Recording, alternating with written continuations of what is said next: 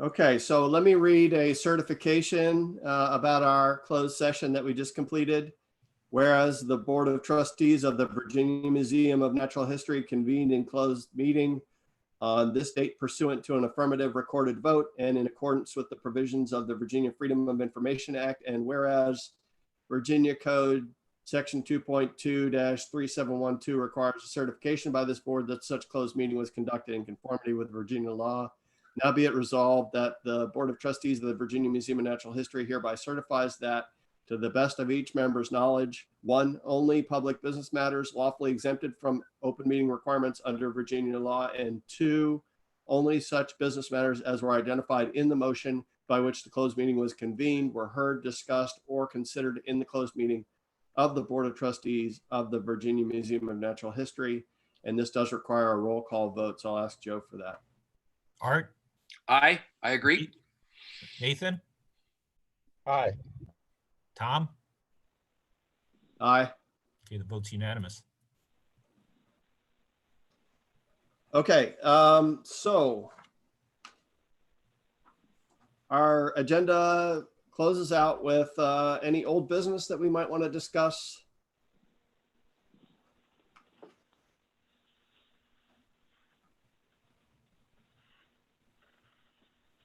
Hearing none, is there any new business? Yes. Does this meeting schedule work for everyone? I mean, is this something we can plan on in the future, or is this just a one-off in terms of when the executive committee meets versus the other committees and in relation to the executive or the entire board meeting? This is the way it certainly works for me. It certainly works for me when I don't have to travel. You know, I can't promise that Friday afternoons are going to always be available. Tom, you're not going anywhere for a year. None of us are going anywhere for a year. You guys can, you can bank on that. Sorry to say. But Joe, you said you had a foundation meeting. Is this just add to your, does it make your life complicated? It's got to happen sometime. So this actually works well, because if there are any issues, not issues, but if there's information that, you know, you all want me to gather for the full board, I've got a half a day to do it as opposed to 15 minutes. So it's advantageous for me from that standpoint, but otherwise, yeah, it's not a problem. Well, just from my own limited standpoint, I like it better that we have this meeting on a Friday. And I just think that meeting all day online on Saturday is just too much. And so that's why I hyped up. I would second that. Okay. I like the idea. That we used to do this. We used to always have the executive committee meetings on Friday, and then that allowed the opportunity for other committees to meet on Saturday morning for those that were traveling into town. So I'm perfectly happy with this. I think some of it came out of people just having travel issues for staying on Friday. No, I think having everything wrapped up by lunchtime, you know, on the day of the full board meeting, I think is much easier on everyone than having to go the full day. Okay, I just wanted to check in and see how everybody felt about it. Yeah, we changed it because of Janet Shad. Same way. I'm sorry, Barry. I'm sorry. We changed it because of Janet Shad, who didn't want to travel except for the committee meeting on Saturday. Okay. Well. Okay, so that's the history. Yeah. So at least potentially, that's what we're looking at for the next quarter. Right. Under new business, let me just bring up one thing that I've been thinking about, and that is, I think I mentioned earlier, engaging the committees and doing a lot more active work between our quarterly meetings. And I guess I'd like some feedback on that. I've had some conversations with some of the newer board members, actually, as part of appointing them to committees. And of course, they ask, you know, what does the committee do? And then I'm not always sure, and is the committee active? You know, not always. And so I'm trying to think about ways to gently nudge the committees to be a little bit more active and to make recommendations to the full board and keep us moving along. In particular, you know, I think, again, the finance, development, marketing that has languished, and I don't know why. And I know that we've injected it with some new people. Nathan is on that, and I appreciate his service on that. And Roberto is serving on that. And I think it's an opportunity to engage the foundation in those conversations. So Mary Handy is serving on that. So I just want to bring that up. I don't know if anybody has any thoughts.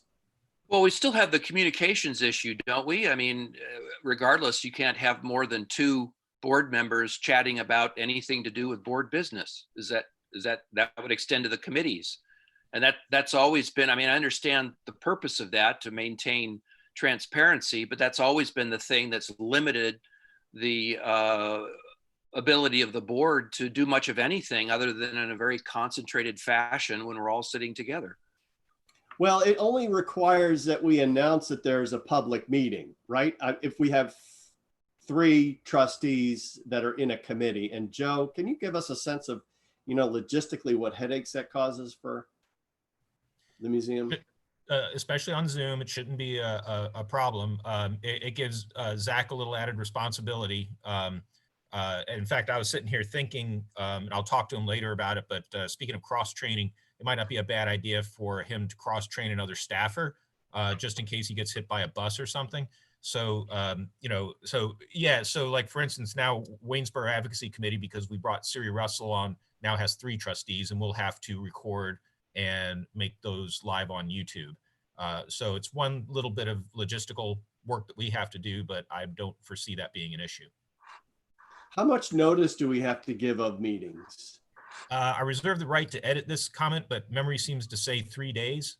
I think we always had to have it posted on our website for 3 days. So there's an area of our website where we've got the meetings posted, minutes posted, and so forth. Okay. So this is Nathan. I'll just say from a volunteer board perspective, what seems to me that would work better is if there were some board generated, I don't want to say goals, but like sort of expectations of board members and of committees, something that we had in black and white that just made it clear when we have new folks cycle in and off, it's a little more clear about what the expectations are. And then once we set those expectations, maybe we can start to have some accountability around them. Good thought.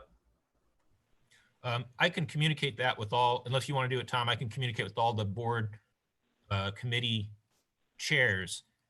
Maybe that can be part of the next meeting that they hold, to basically set, what are the short-term and long-term projects that they're engaging in, or maybe not projects, but projects and activities. Yeah, I appreciate you stepping up to that, but I think maybe it should come from me as well, what the expectations are. And I've tried to gently do that. Maybe I just, need to be a little bit clearer what the expectations are. I think certainly I expect each committee to be prepared to report at our quarterly board meeting. That's a simple explanation. And that would mean that they would have met maybe at least once between the last one and the current one. And, that board members would attend the committee meetings if they're appointed to it. And if they feel they can't do that, to step aside and make the opportunity available for somebody else. So those are the kinds of things that I'm just thinking, and maybe I need to express those a little bit more clearly. I believe I sat in on all of the committee meetings over the last month or so, and there was a very high rate of participation. And as I said earlier, I think maybe the opportunity to participate virtually really helps with that. Yeah. So you can argue with that. And you're right, Joe, it is 3 days. I'm looking at the FOIA requirements here. It's 3 days to announce a meeting, public meeting. any other new business? Are there committees, and maybe you already said this and I heard you mention some, but are there committees in particular, it's the finance and marketing committees that you're in particular interested in, or are there other committees that you want to become more active?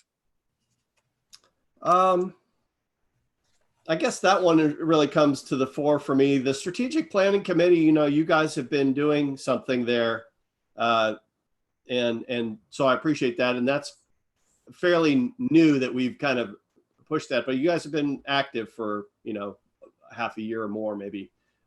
Isn't that your sense, Art? Well, we've met once or twice, but Oh. is that meeting everyone's expectations, or are there Yeah, other things that we should be considering? I'm not the chair of that, so Right. I can't speak. And Joe's usually the gentle prod that pulls us all together when we need to sort something out. So.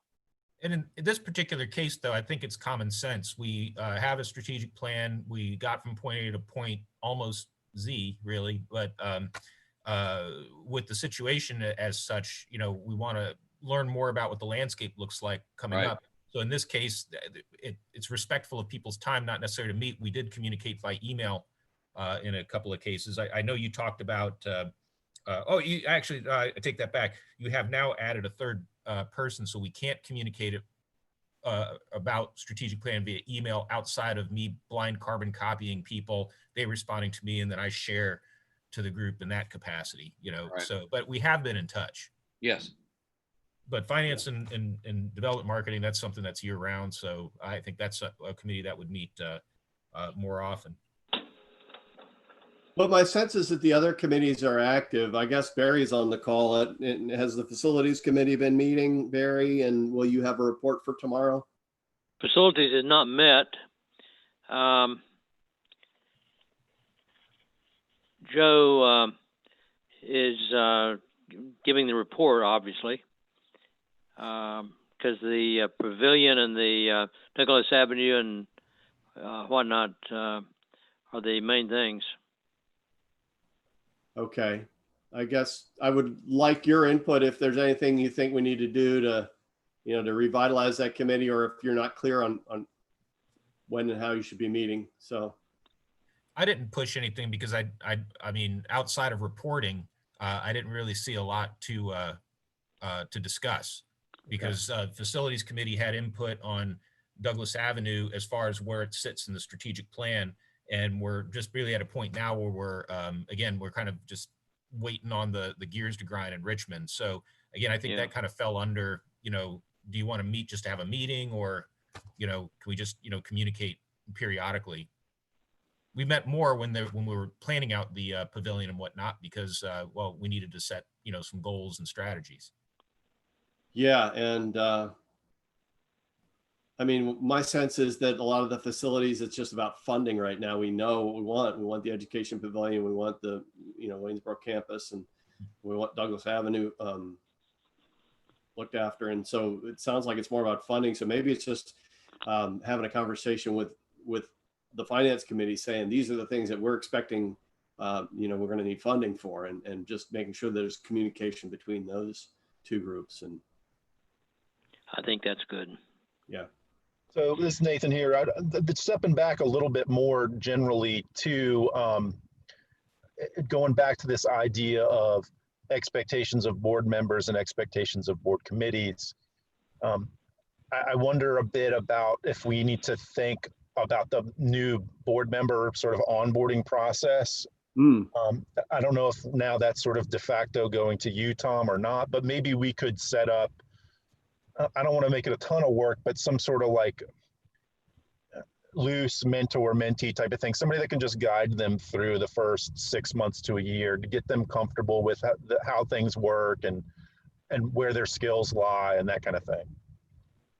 Yeah, I think my sense is that's kind of fallen to Joe, unfortunately, and it's probably not in his job description to train new board members, but isn't that right, Joe? It seems, and it's always been the case since I've been on the board, that is something that Joe kind of does. He reaches out to the new board members and shares a lot of information, and so they learn a lot about the board before their meeting, hopefully through Joe. But I agree, maybe that's really partly the responsibility of a chairperson.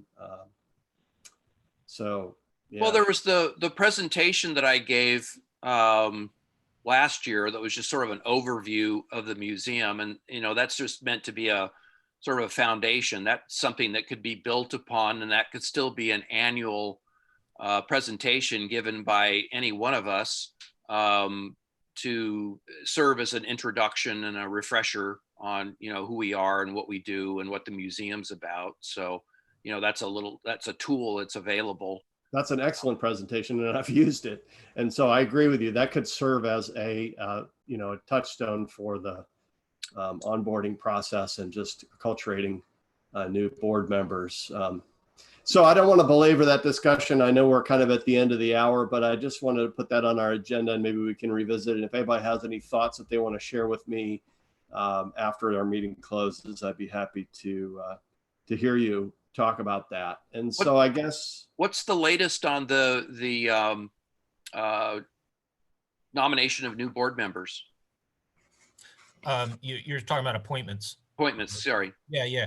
I talked a couple of times now with the Office of Appointments.